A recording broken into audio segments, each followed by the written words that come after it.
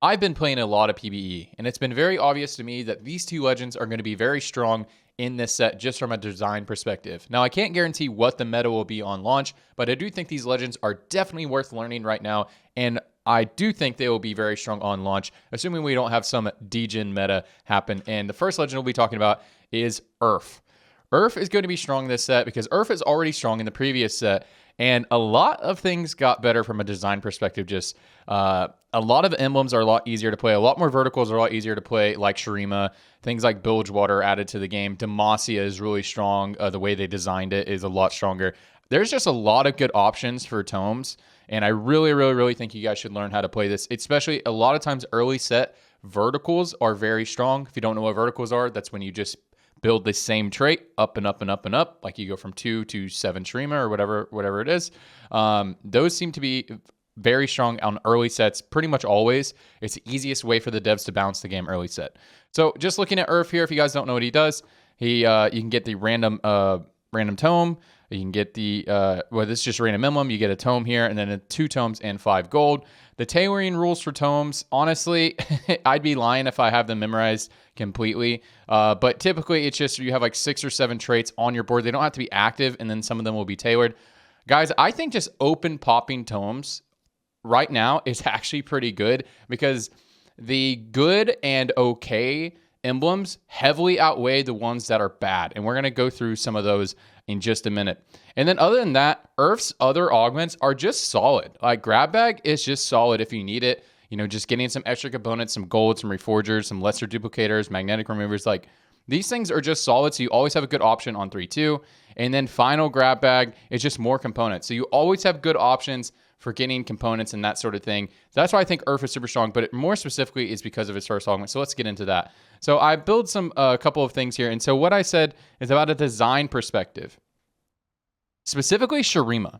Shurima right now on PvE is very strong. It's very powerful. Any Azir-based comp is pretty powerful right now.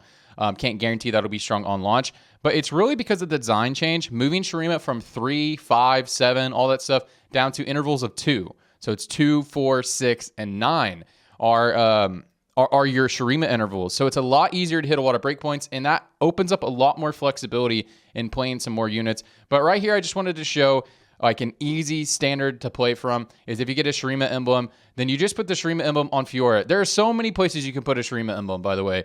But like I just wanted to show you how perfect this lines up playing around Demacia, Shurima, because those are 2 of the biggest traits we're going to talk about with Urf.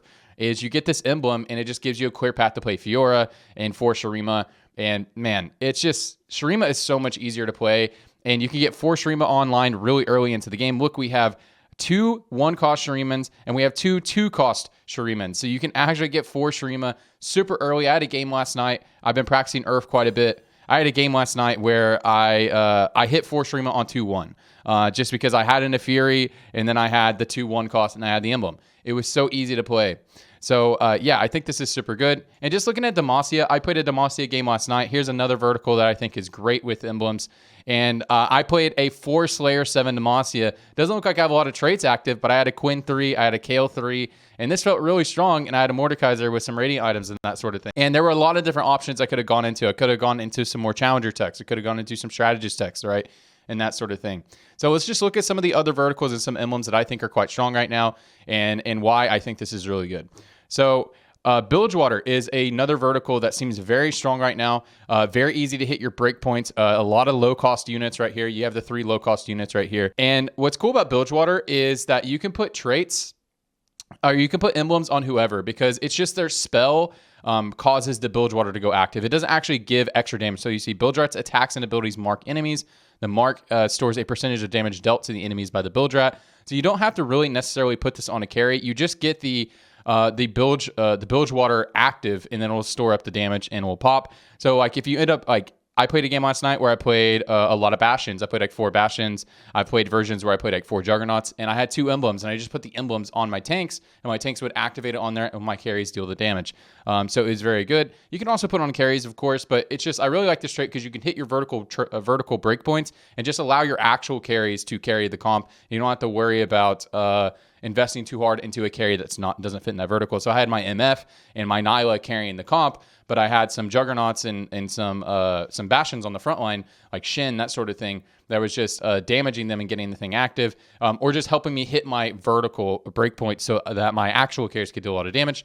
So there's things like Bilgewater, Demacia, Ionia is really easy to play around. So hitting 6 Ionia is a little bit more difficult now because Zed is not in the game. So there's a little, it's harder to hit 6, but you can hit your 3 super easily. And then a unit like Nyla is a great unit to put Ionia on, because we have our 2 Executioners in the vertical, and we can hit 4 Executioners and 6 Ionia, kind of like how we would play 4 Challengers, 6 Ionia. So same idea of how we played previously, right? Noxus, really easy to hit your vertical early on in the game. We have 1, 2, 3 right here. And Noxus is a 3/5. And so as soon as you hit your Darius or your Katarina, you have an emblem, you can hit your 5 interval super easily. And then you can hit your 7 interval. It can be quite nice as well if moving into Mordekaiser, especially if you want to reroll this, guys. We already talked about Shurima. Void, I don't think is super strong right now. But, you know, you can hit your vertical really easily with the Void emblems. You know, Void usually helps you secure just an easy top 4 a lot of times, but I don't think Void is that good. Zaun got a change to its setup to where it is now at 4, you can overcharge. So at 4 Zaun, you can overcharge. I played a game last night where I had a very strong board, and I lost to a 6 Zaun board because he went Urf, and he got some emblems, and we're on Positium Library, so he took the emblem. We got Positium Library. He had 6 Zaun, and then he got really lucky and got a Zaun augment as well. And his build was unbeatable. I could not beat it, and it was very tough. But anyways, guys, I think Urf is going to be really, really, really strong, and is definitely worth learning for the new set. Next up, we're going to talk about Caitlyn. And Caitlyn is actually the legend I've been practicing the most, but I started practicing Urf because I think Urf is going to be my guy. But if you guys just want some freelo early on into this set, I think Caitlyn is going to be very good, and just because of her gold augment, Stars Are Born. Stars Are Born is really the only augment we're going to be focusing on here. I don't think her other augments are very good. You just kind of have some dead options. But hey, guys, we have 3 rerolls every augment round, so it's fine if you have some dead options and that sort of thing. But I really think Stars Are Born is going to be some very good freelo. So early part of the set, just holding a lot of HP and saving a lot of HP early game and just building your economy around that is pretty good early on into the set, because a lot of people don't know what they're doing.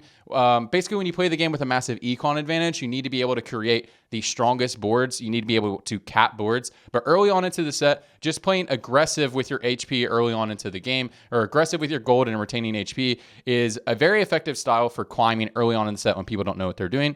As well as, I think Stars Are Born are going to be a lot better on this set, rather than the launch of last set. Stars Are Born had a lot of changes on after launch of last set.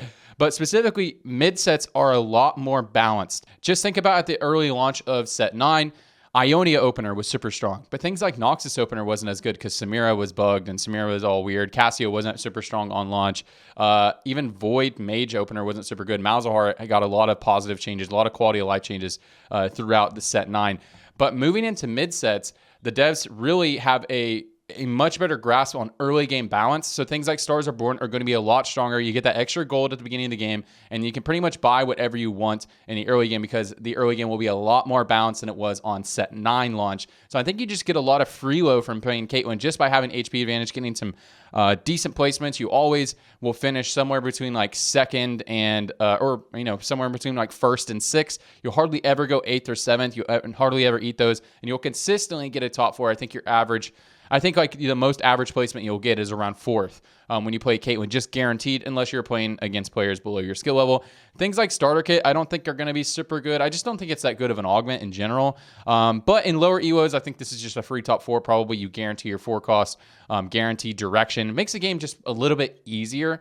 Which I know a lot of players early on into the set, they just have a hard time kind of flexing around some things. And so taking something like Starter Kit just kind of tells you exactly what you're playing, and that can make it a lot easier. But anyways, guys, those are the 2 legends that I've been practicing and I think are worth practicing to play on launch of TFT Set 9.5. Good luck with your games. And guys, I love Set 9.5. I'm having a blast. And hey, follow me on Twitch. Link in the bottom left corner of this video. And in the pinned comment below, just click it, press follow. Doesn't cost you anything, and I would love to see you there. Anyway, see you guys. Have a good one.